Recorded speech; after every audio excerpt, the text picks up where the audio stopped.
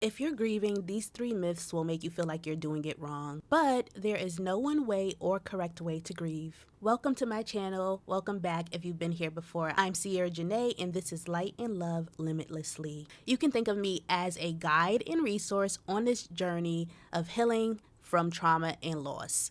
I specialize in helping people grieve and move past complicated relationships because I've been there too. And I want people to know that they are not alone on this journey. Please stay till the end of the video as I may say some things that you may not have considered. So, jumping right in. Myth number 1, you get over it. Yes, starting with the big one. So there's this saying that time heals all wounds. And as someone who has lost both of my parents, I can attest that time definitely does not heal all wounds. People love to tell someone that's grieving, oh, it'll get better with time. Like, they're singing lyrics from Leona Lewis's song. And don't get me wrong, I love Leona Lewis. She's one of my favorite artists. But those are not the right words to say to somebody who is grieving a loss. From personal experience, I can tell you that the loss will always sting. Unfortunately, we haven't been realistic about conversations pertaining to grief. We just haven't. And by telling people that time heals all wounds, it's just repeating this narrative that does not apply to most people who are suffering from a loss. For example, telling a parent who has lost their child, like, oh, it'll get better with time. Like, as someone who specializes in this, I would never, ever bring my lips to say something like that because it just is not true. You cannot just soothe someone out of a loss, especially someone who's lost their child. The magnitude of losing a child is just, on another level of grief. And so that is something that I would advise against saying to someone, especially somebody like a parent who has lost their child. So as time goes on, normally we learn how to live with the loss. We don't forget the loss, but the empty space that has been created by that loss is always going to be recognizable. It's always going to be unavoidable.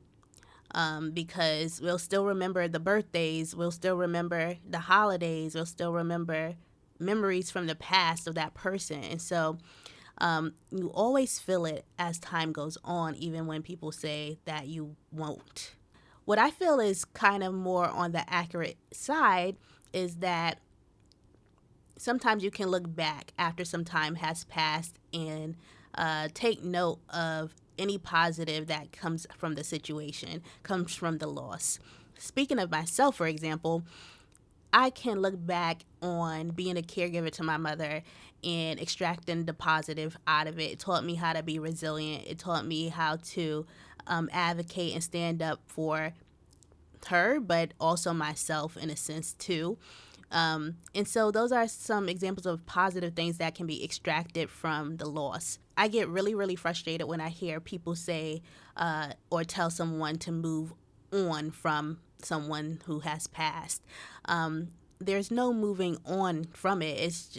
It's more so moving forward.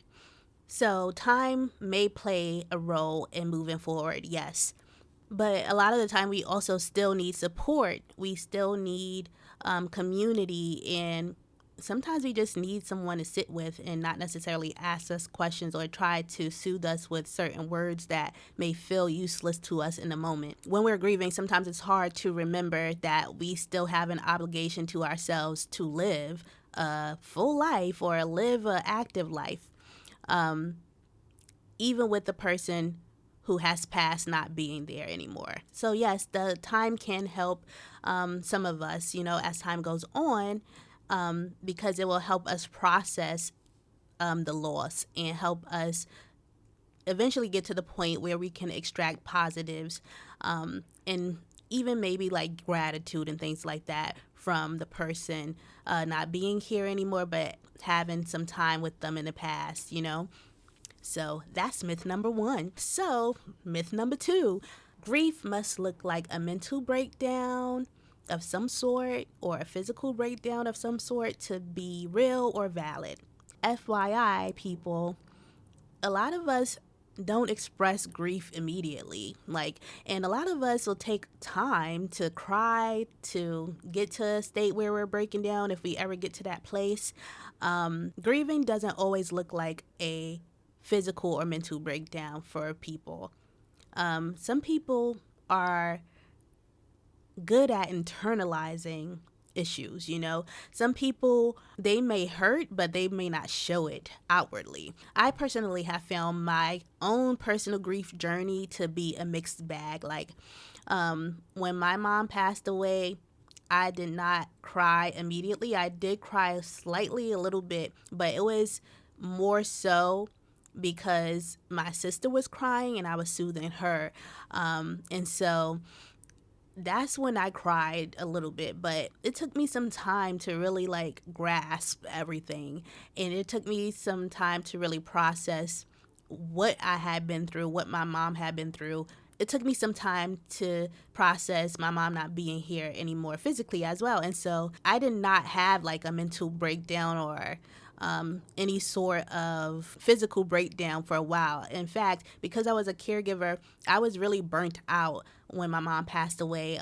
She had been having some really tough nights before she passed away. And so therefore, I was also having some tough nights before she passed away. And so I was just burnt out because of all of the caregiving that I was doing, and because, from seeing her suffering and stuff like that. So, but it wasn't necessarily a physical breakdown or mental breakdown after she passed. And as time went on over the years, I would grieve in certain moments. And again, it's just an ongoing process, So some days I would feel better than others. I tend to get sad a little bit around her birthday because our birthdays are close together, or the holidays, or, when I hear a friend speaking about their own mother, for example. And I always really appreciate my friends sharing their experiences with me, but it does make me feel a little sad sometimes. And that's just normal. It's not any sort of envy or hatred or jealousy or something like that. It's just woo, I wish I could have experienced that with my mom too. Grief looks differently to everyone. And then when it comes to my father, I definitely cried when I heard that he passed away.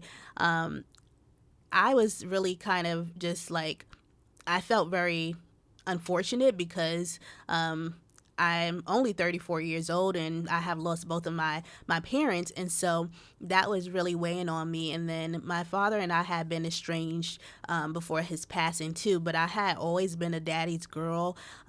There's some personal things that I don't want to get into related to the estrangement, but the whole point is that I really loved my father. I was a huge daddy's girl growing up.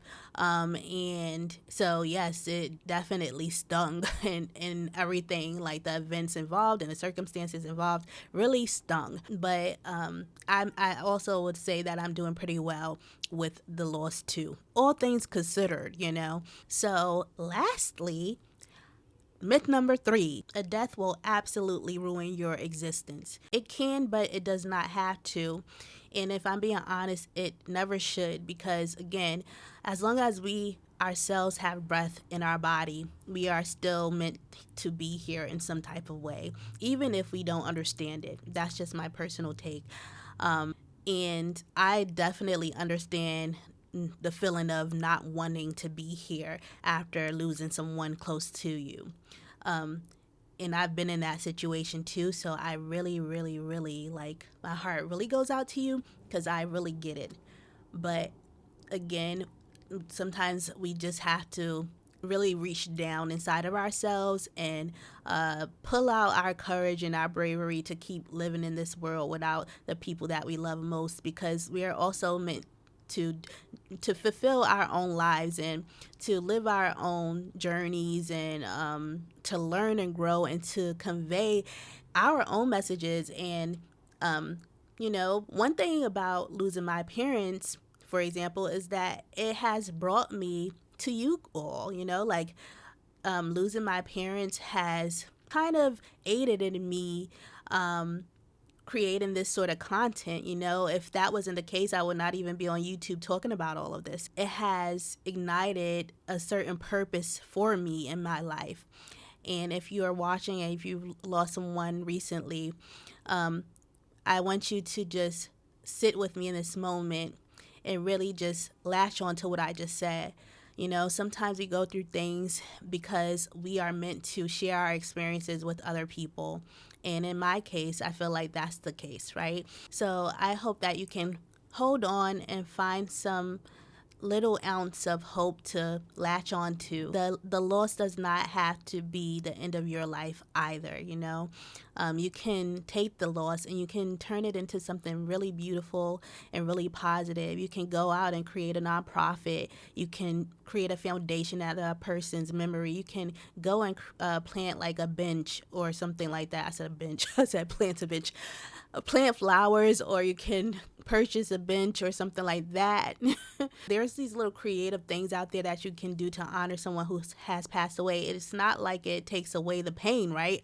But it does like help in some cases for people to feel comforted and people to feel like that person's presence is still close by. And trust me, I really know and understand that it's hard to envision a new life without that person. And as a certified from grief to gratitude coach, yes, that's a thing. That has gotten me through this and continues to get me through all of the things that I'm experiencing related to the loss that I've endured. And again, I recently got divorced as well. And so I really understand the profound impact that loss can have on your ability to function correctly or normally as you may normally do. Just really on your mental health, if we're being honest, you know. Again, hope is here and you are not alone in this. So that brings me to the end of this video. I wanted to keep it a bit short. As I've mentioned in other videos, I am planning on creating a community for people who have lost both of their parents, or one parent too, that's fine. And the age range will be from 21 to about 45. And the reason why is because people in this age range typically don't have a lot of assistance or resources out there to have support while they're grieving. And so if you are interested in that, please let me know in the comments. That might make me move a little bit quicker as well. I'm trying my best. I'm juggling a lot, but I just want to know if you're interested, so let me know in the comments below. So, in conclusion, yes, we've been lied to about grief.